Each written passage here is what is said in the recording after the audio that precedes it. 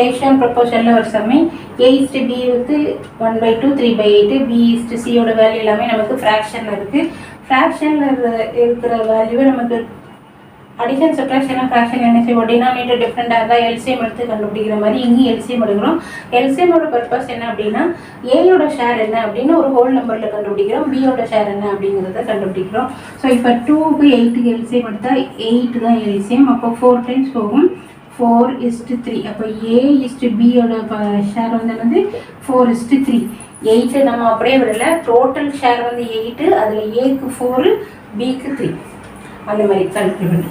அதே மாதிரி 3க்கும் 9க்கு எல்சிஎம் வந்து 9. இப்போ இது வந்து 3 டைம்ஸ் போகும், 3:5.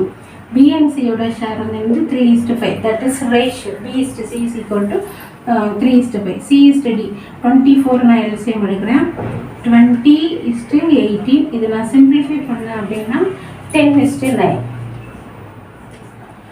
நமக்கு ABBCCDயோட வேல்யூ தெரிஞ்சு ABCDயோட ரேஷியோ கண்டுபிடிக்கணும்னா எப்படி சொல்லி ஒரு ஷார்ட் ABCDன்னு எழுதிட்டு அதுக்குரிய வேல்யூவை நேரம் எழுதும். 4:3, 3:5, 10:9.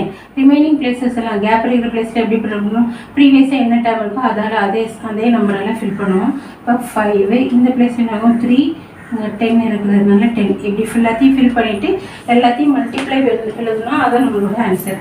இப்போ இதுக்குரிய ஆன்சர் என்னது 120, 90, 150.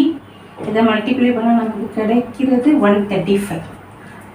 ரேஷியோ எல்லாமே சிம்பிளஸ்ட் ஃபார்மில் தான் எழுதுவோம். இதை சிம்பிளிஃபை பண்ணால் நமக்கு கிடைக்கிற answer A/B/C/D is equal to 8:6:10:9.